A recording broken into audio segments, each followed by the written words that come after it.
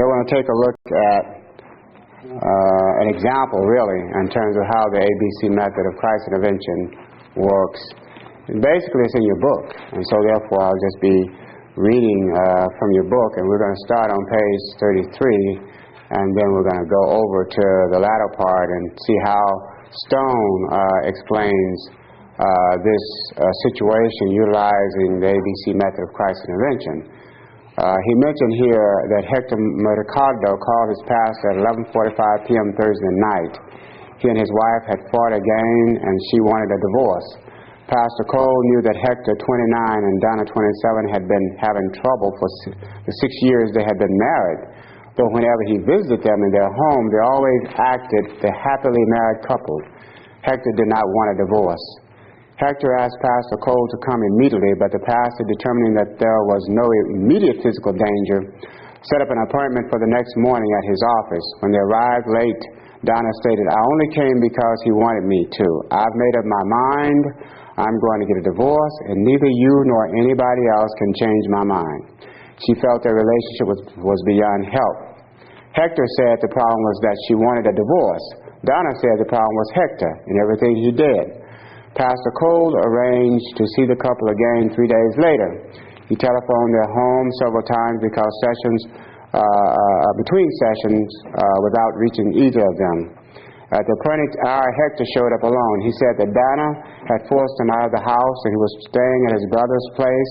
He cried through most of the session. All he could think about was the tremendous loss he had sustained, and all he wanted out of counseling was to get back his wife. "There is nothing left in life anymore without her," Hector said. "If she doesn't come back, I'm going to kill myself."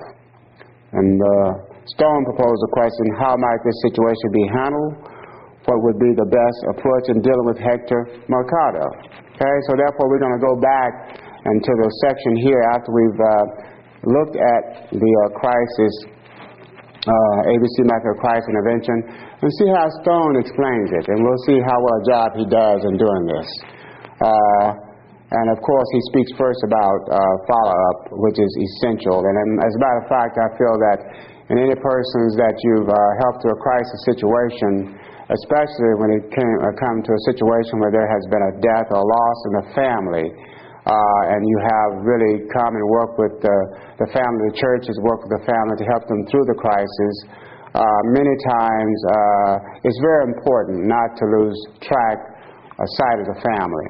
It's always good to really check back, because in all honesty, after all is said and done, everybody kind of disappears.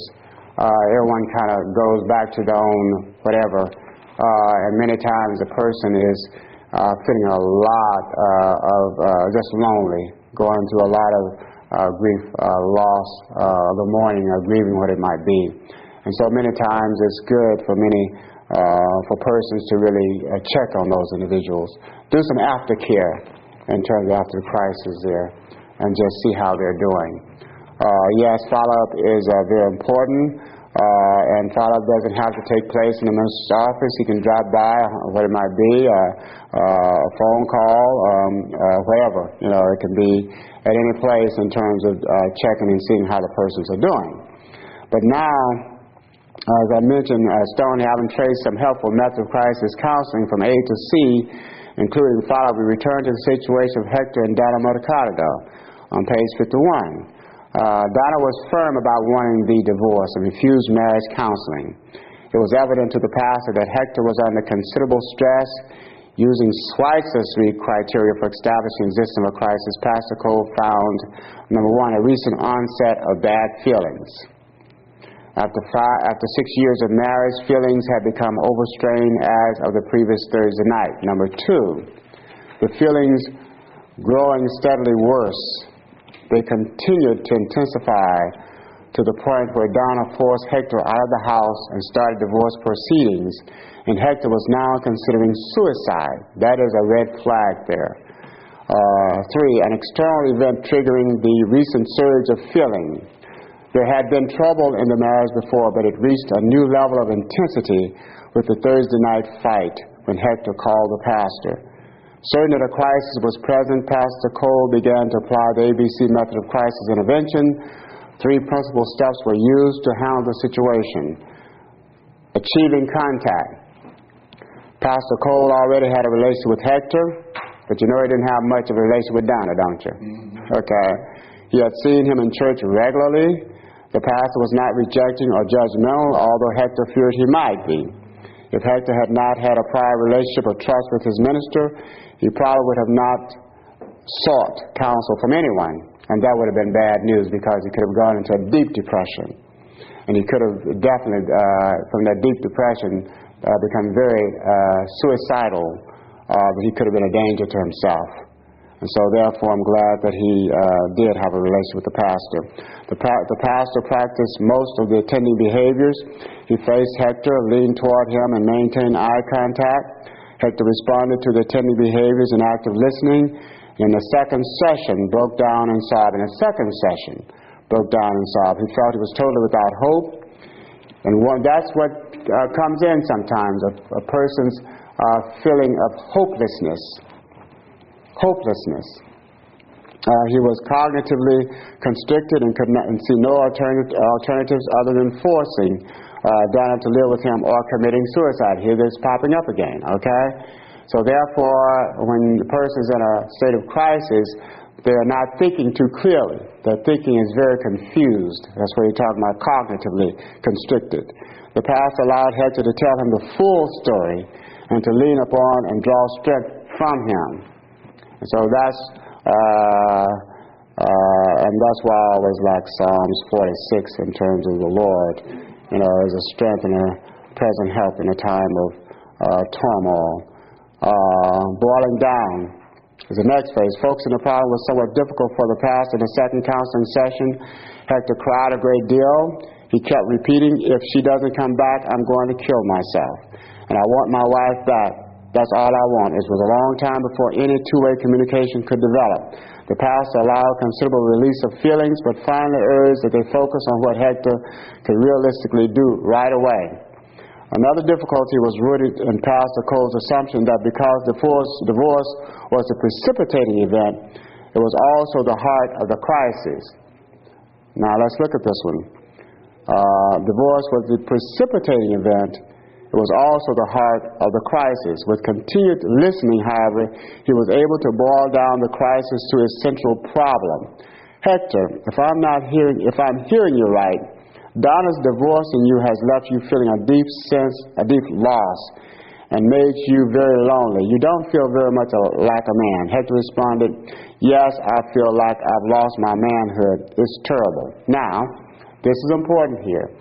This is when we've mentioned about when a person is in a state of heightened psychological accessibility, they're more open to suggestion.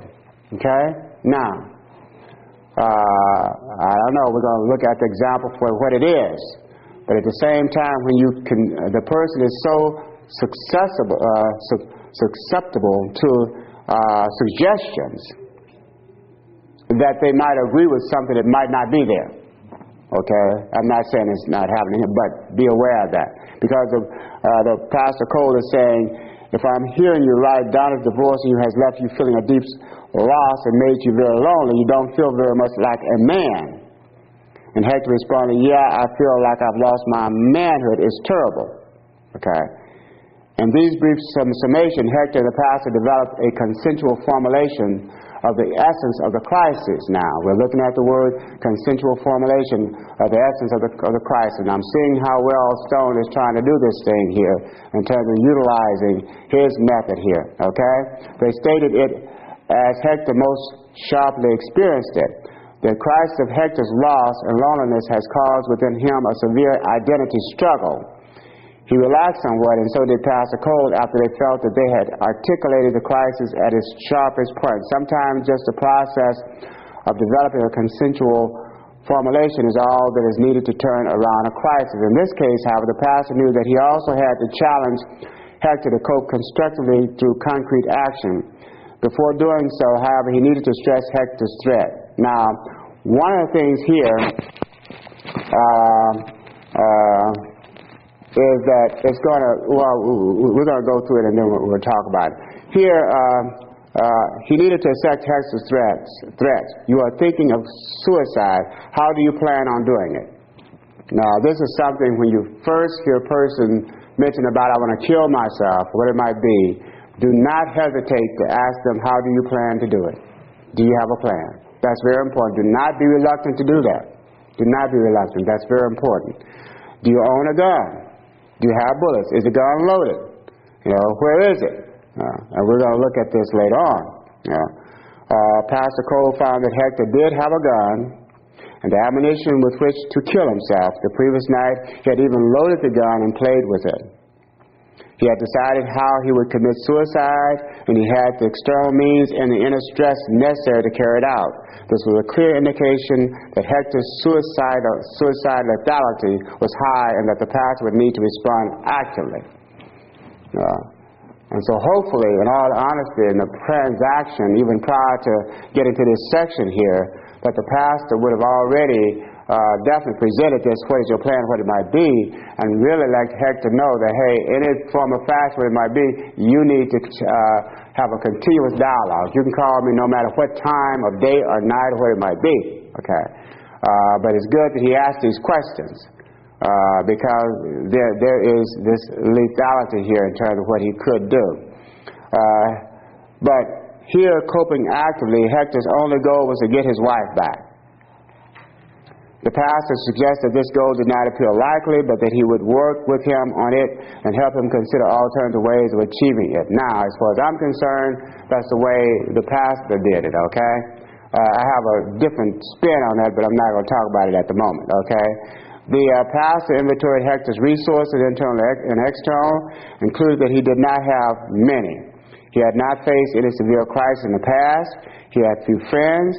He did not like his job and was afraid they might fire him if he continued complaining about his problems. He was a dependent person who had never developed an identity of his own.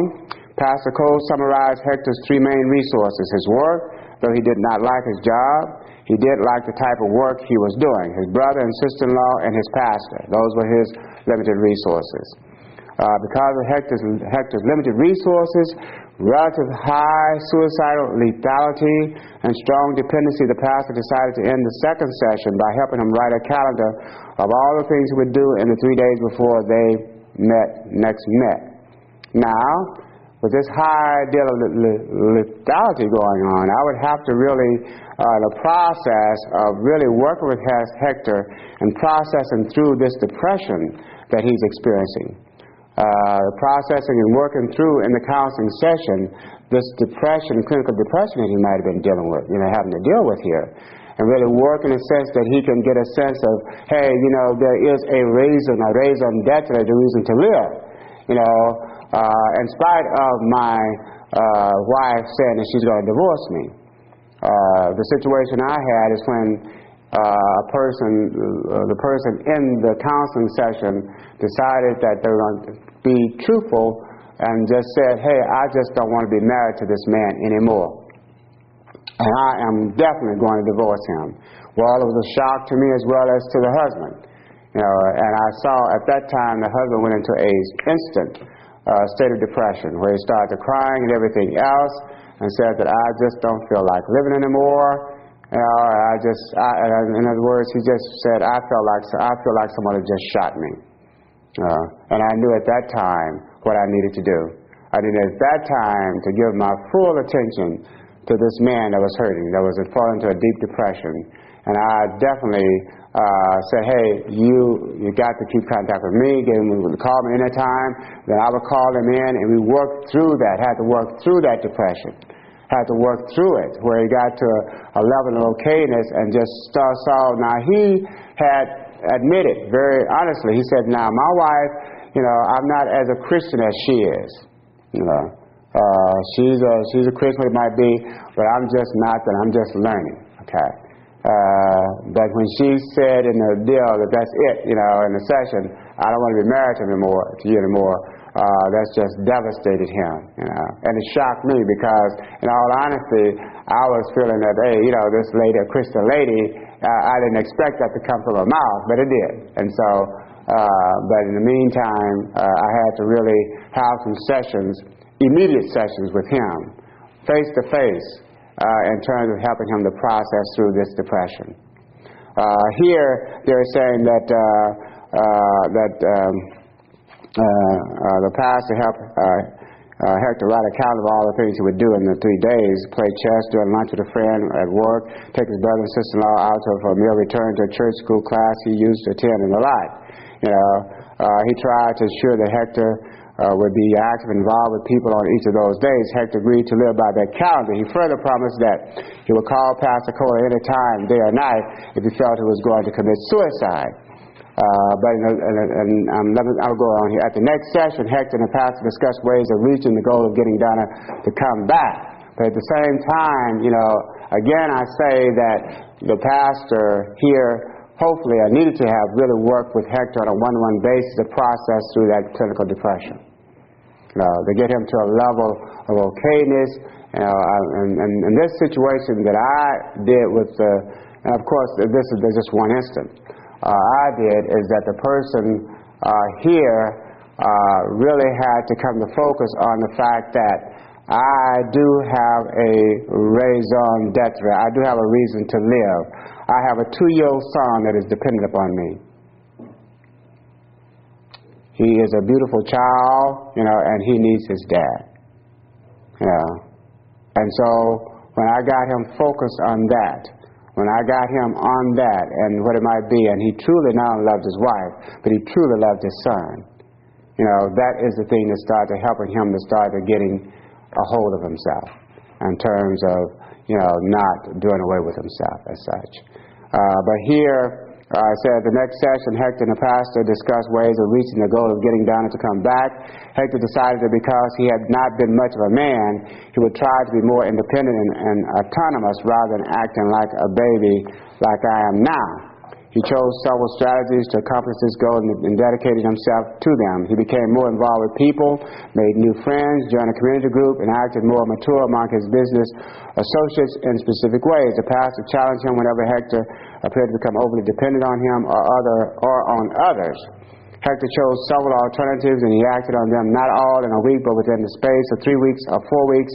When he came back to the pastor and said he could not do a task he had committed himself to do, the pastor reflected, "It appears that you want to be led by the hand when we both know that you can do it and do it yourself." Now, this is the part here what we call maybe a confrontation, but this is the pastor definitely at this period in time can confront him because there has been a relationship that's been established with Hector as such, where he trusts him, what it might be, and so therefore these are confronted sort of deal. And many times in the course of the counseling situation, there are times when you would need to confront. Confrontation can be therapeutic. You just don't do it at the beginning, okay? And so therefore, here's a type of confrontation. The pastor's response was slightly abrasive, but he felt that the relationship could tolerate it. Again, you have to really know that the relationship that you have with that person is okay enough that you can confront in a way that would not discourage the person or turn the person away from you. You really have to. And I always, that's a very sensitive area there. That's a very area there where it's just not something simply that you do.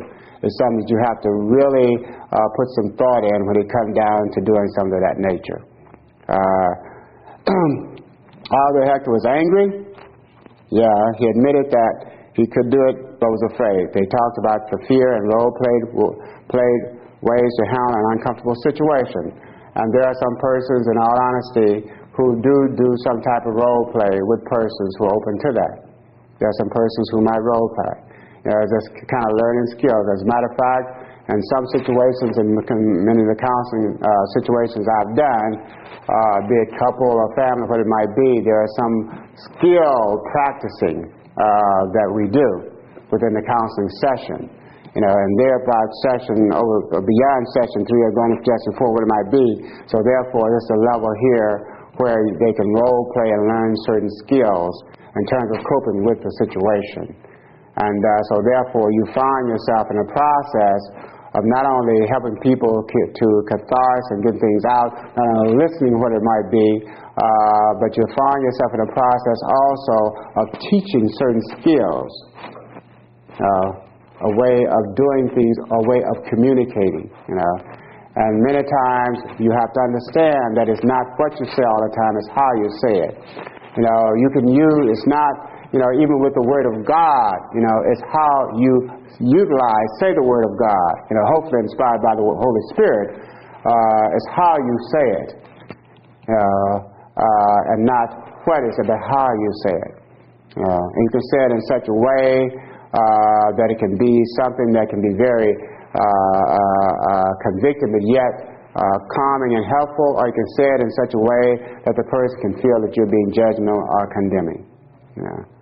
And so therefore, and the role playing, yes, is very important. And yes, it's very important to do that at times. Soon after implementing his course of action, Hector began to change his goal as he worked through the initial weeks of grief. The goal of getting down a back evolved into the new goal of being my own man, being a more mature adult who, though deeply hurt by the loss of his marriage, wanted to become a better and more self-assured person. So here we got some self-work that needs to be done. And of course, any kind of relationship that is no longer as such, due to a conflict where the people are apart or broken, any kind of relationship, there's going to be some grieving. There's going to be some grieving. And you have to really keep that in mind, some grieving going on. Even persons who I've talked with who've been recently told me that they've gotten a notice that their agency will be closing down. And I really wanted to get a better sense of what was going on with some of them. And so I went over to the agency and I talked face to face with some of the people who are saying as of next month they would no longer have a job. They have been working, some of them have worked many years for this agency. And of course they tried to really say, well, there were some positive things happening and so forth and so on. But the bottom line, they start to acknowledge the anger, the hurt, the disappointment, the sadness that was going on.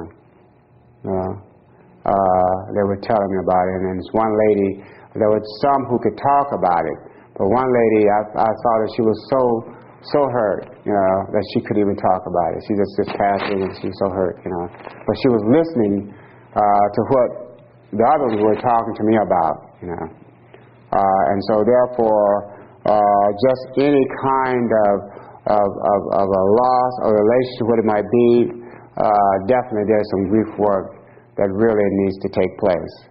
And many times it's helpful when a person can talk to you about it, get it out of what it might be, and then they can start to telling you what sort of options, that they could really have. One lady was saying, hey, I might have a lot better than some of the other ones.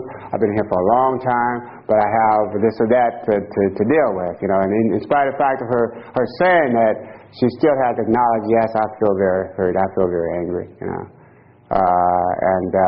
so therefore there's that grief, the grieving, the loss as such. So therefore, definitely he had to do some grief work here. And definitely had to work on becoming more mature and so forth and so on. And I don't see any place here myself, and I guess Stone has his way of doing things, but I don't see anything here in terms of how you, in the process of really counseling this young man, in the process of really bringing in the love of God, in the process of bringing in and how the Word of God can soothe you and comfort you and guide you in this through this time, of crisis, a time of loss, and that's what I always really like to have in terms of when I'm counseling, in terms of the Spirit of God, that foundation is set there. There are times that I have brought in, even in Lamentations 3, because the Lord's mercies were not consumed, His compassions failed not. great is thy faithfulness. And many times, it comes in that it's a good thing that a young man should wait and quietly hope for the salvation of the Lord. Psalms 27, wait on the Lord, be of good courage, and he'll strengthen your heart. He tells us again, wait, I say, on the Lord. Wait on him. He's there. He will bring you through. He'll see you through. And so, therefore, some words of encouragement from the Word of God. I always like to just say, this is especially for you. This is special for you that's come from the Lord, that's coming to you. And really get them into that. As I said, I don't see it here, and I don't know why, but that's just the part that because in all honesty, I really think that at the basis, whatever you might be going through, whatever crisis you might be going through, the problems you might be going through, the basic dynamic that's underlying it is the spiritual part. The spiritual part. And many times people look at the biological part, they look at the social part, they look at the psychological part, they look at the emotional part, but many times they look at the cultural part, but many times they do not really take into consideration the spiritual part. And we are, as far as I'm concerned, spiritual beings. Why? Because we're made in the image of God. In spite of our fall, we're made in the image of God. Whether Jesus Christ came to put us back into a right relation with the Father. The relationship is very important as such. And so therefore, yes, this is interesting in terms of some of the things here, and in terms of Hector working on becoming a more mature adult, and hopefully his walk with the Lord, hopefully get started and so forth and so on. And he mentioned here after 6 sessions, about 4 weeks, Hector lost his job. Of course, that's another interesting dynamic there. After that, he lost his job, Instead of crying over the layoff and threatening suicide, as he had done in his earlier loss, he made up resumes and flew to a trade center in Chicago where he received several job offers. This experience was gratifying and helped him to realize that he was a competent adult. After the crisis was resolved, the pastor referred Hector to a self-help group and church. Okay, now that's a good dynamic to put in there, okay? In the company of other growing persons, he continued to develop his skills for healthy interpersonal relationship and an identity of his own. Now, this is how Stone kind of captures this situation into the way of explaining the ABC model of crisis intervention. But this is just a skeleton, this is just a structure, because the meaty part comes in terms of, but what are the sort of things that I kind of commented on that come in between? In between of this, you're dealing with this flesh and blood, the ebb and flow of emotions.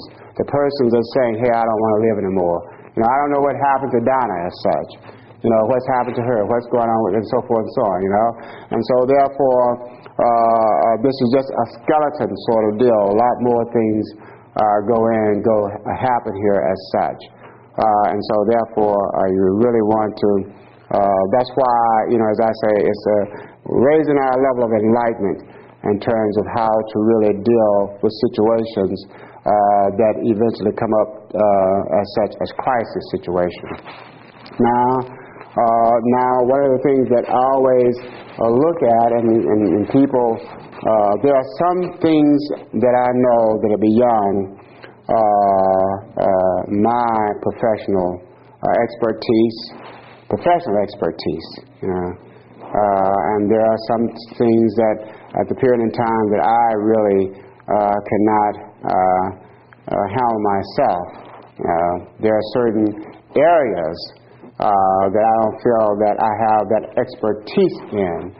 And yes, I have been trained a lot in the area of dealing with sexual abuse of children and physical abuse and so forth of children. I've worked a lot with children who are not so much sexually abused or physically abused, but I work with children who've had emotional, psychological problems as such, in a way of using play therapy as a means of working with them as such.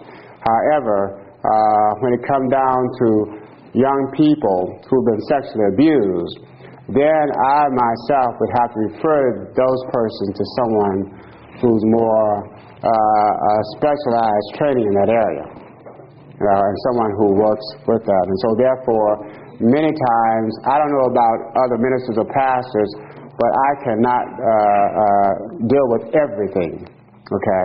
There are certain things that God has equipped me to deal with, and of course, I could deal with nothing if it had not been the Holy Spirit, okay? But even with the Holy Spirit guiding me and letting me know, yes, you can deal with this, but that needs to go to somebody else, okay? And so I know in the area of sexual abuse, of a child or children, what it might be, that is when I would have to refer them to somebody else. There are certain sort of situations where I've dealt with young persons who are emotionally unstable, or having a somewhat psychotic sort of break with reality sort of deal. Yes, however, when I feel that there's a young person that is really having some form of psychotic break with reality, and that young person, as far as I'm concerned, I would have to refer to a psychiatrist as such, and hopefully it's a Christian psychiatrist that has more familiarity with certain kinds of things that might need to happen and work with that young person as such. And so therefore, when it comes down to referral, it is not a sign of you're rejecting that person, no. And it's not a sign, of course, you're going to always, in referring the person as a pastor or minister, you're still that person pastor, okay? And you're not going to refer them to somebody that's going to be incompetent, that you don't know about, okay? You're going to refer them to somebody that you know that are going to really be competent persons, Christian persons, who are going to really minister to these persons in a way that they're going to really need to help, okay? And so, really, it is not a form of rejection when you do the referring, and it's not a form of saying that you have failed as that pastor. Because you must understand, in all honesty, as a minister or pastor that's anchored in Jesus Christ, there is no failure in God. Okay? There is no failure in God. And so therefore, it is not a sign that you're a failure. It is something that needs to happen in terms of being a good pastoral carer, in terms of your being a healer, a guide, a reconciler, and a sustainer. And so it is really a good example of someone who is a good, effective crisis intervener who knows when and how to refer someone who's in need. And I would not hesitate myself when I'm dealing with someone who's in crisis to call upon other persons to help out, in terms of resources. And so therefore I am not a one-man band. I'm a person who definitely believe in all of us as a body of believers in Jesus Christ, working together, utilizing the various gifts that we have in terms of helping someone to get back on the road to healing. So therefore it's nothing wrong with referring someone. And then of course, yes, you really at the same time, the time factor is very important. You really do have to realize, as Stone mentioned here, assuming the pastoral carer has the expertise to deal with a particular person's crisis, it is important to determine whether she or he has the time to handle the situation adequately and often immediately. And he said one should answer quite frankly, will I seriously neglect my other responsibilities because of the time given to these individuals? Can I really limit them to only so many minutes or so many sessions per week? Can I honestly and firmly restrict telephone availability? Would such limitation involve a cost to the healing process? Now I must say that I myself don't go through all of that. I must say, in all honesty, that I'm the one to say, hey, this person is hurting at this period in time, and so therefore, with the help of God, I'm going to go in here and do what I can do. And then I'll just take it from there, and just work it that way. But there are some times, yes, you really want to really see what is what. I had a call from a young man, a very young man, and he had announced his call to the ministry when he was 12 years of age, and I've been working with him for many years in terms of just being some of a mentor to him. And I was one Sunday, and I was at home, just arrived from church, and for some reason or another, I said, no, I'm just going to stay dressed. I'm going to stay dressed. I just didn't know why.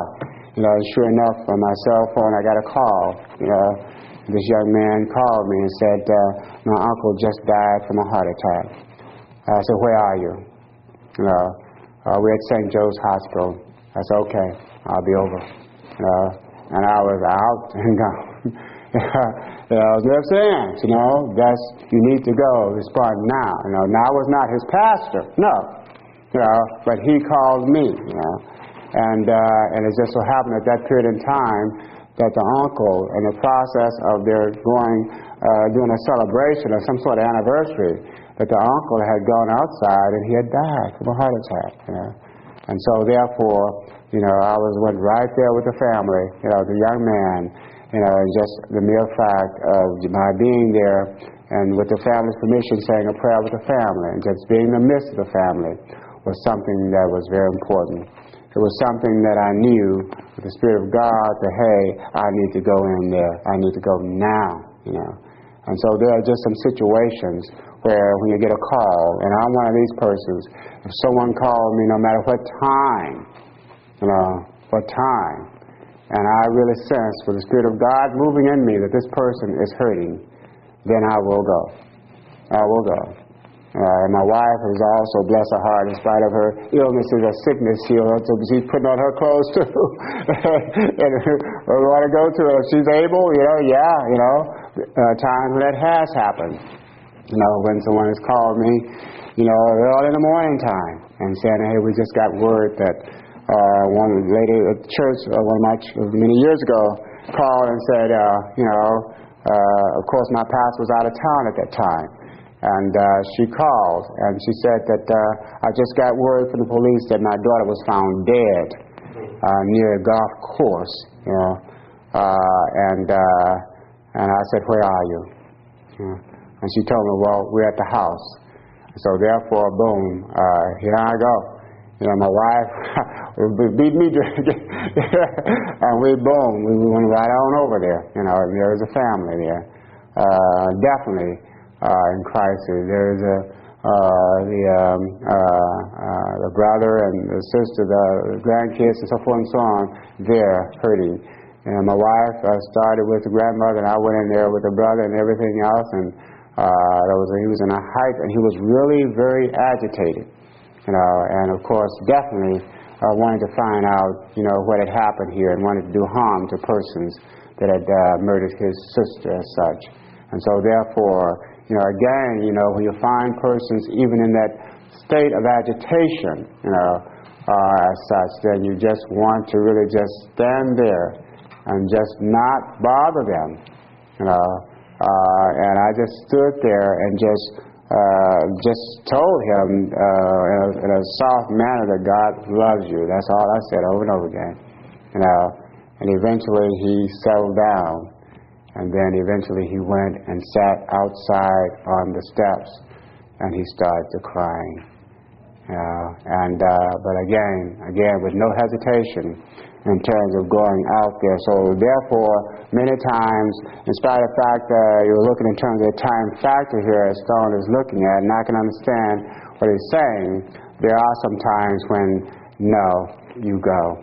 And we're going to deal with our next session. We're going to look at some situations that's going to be kind of, we call extreme interventions.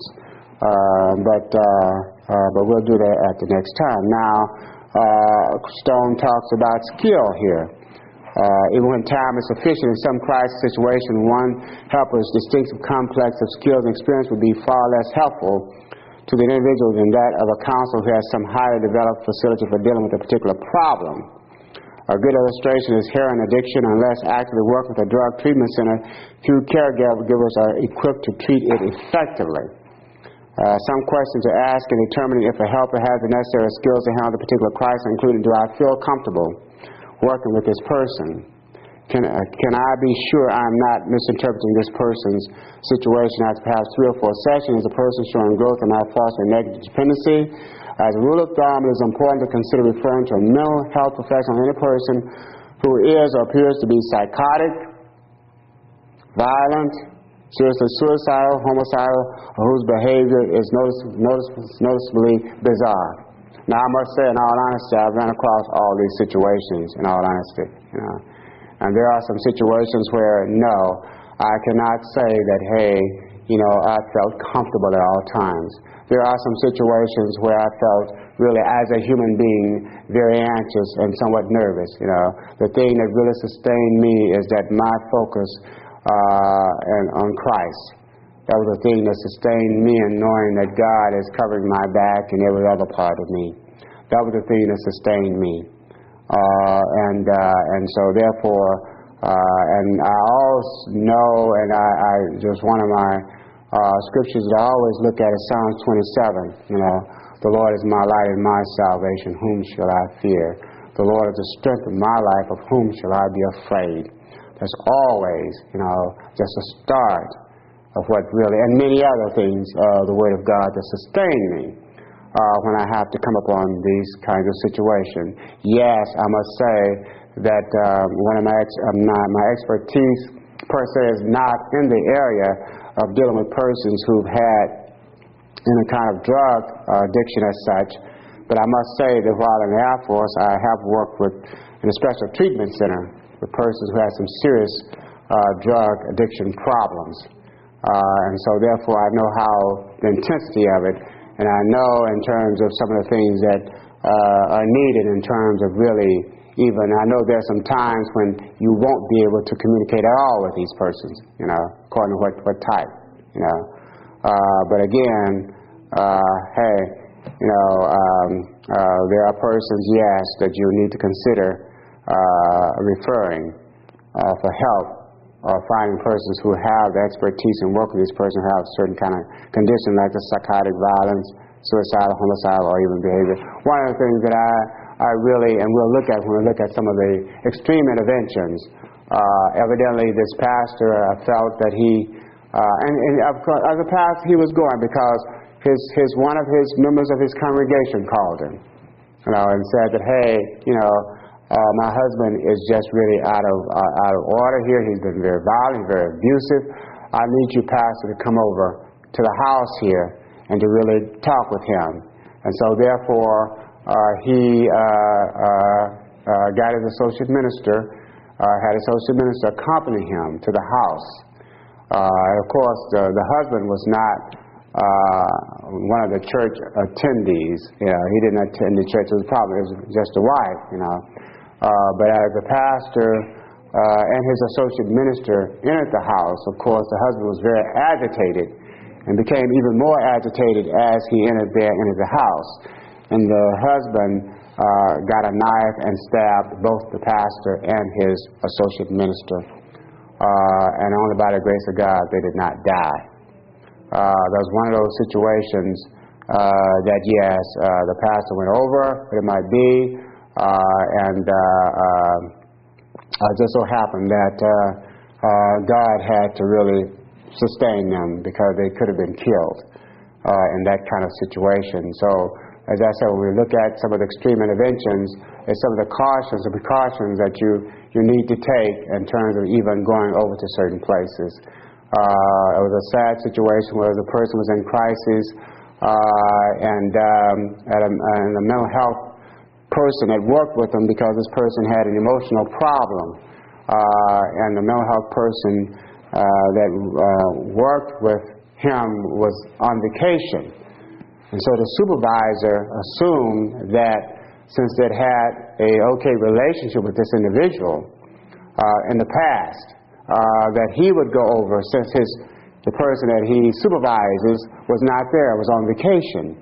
And so therefore, this supervisor was a well-known mental health counselor in the community, really. And so the supervisor took it upon his own himself to go over to the house and deal with this person that was in crisis. Of course, the person was very psychotic, and that's why Stone is warning about people who are psychotic or violent, what it might be. Be very careful. And so, therefore, this supervisor, as he came upon the porch, of course, knocked on the door, and the person opened the screen door and shot him to death. And these are situations here where, again, you really have to the process, of dealing with very crisis situations. These are just some extremes here as such. In the process, heads up. In the process, I feel that even God would not allow you to go certain places. There was one place I was trying to go, and somebody was having problems, and I was trying to go to the place near the Madigan Hospital, what it might be, and in spite of the fact being somewhat familiar with Madigan, it just so happened I found myself in Lacey, in Olympia someplace, And I said, now wait a minute, something is wrong. No matter what I was trying to do in terms of getting to that person, I just could not do it. And so I said, well, Lord, I think you're telling me something. I better go back home, and which I did. And only later did I find out that, hey, it was not even necessary for me to go out there. It was not a wise thing for me to go out there. And so therefore I said, well, thank you for the confusion, But I was frustrated, yes. I was really tense, yes, because I wanted to get there. But I was going all over. And so there are some times I really think that even God has a way of really preserving us, knowing our heart, knowing that we have a care for people, knowing that when somebody's hurting, that we are going to go out there and really try to really go in there and do the best we can in terms of ministering to them. But sometimes God knows that, hey, well, we don't know some things, and so therefore He has a way of kind of not allowing us to get in trouble there. But as I said, we will be looking at extreme intervention. And one of the things that are always important, and Stone kind of talks about this as the latter part here, he talked about emotional objectivity.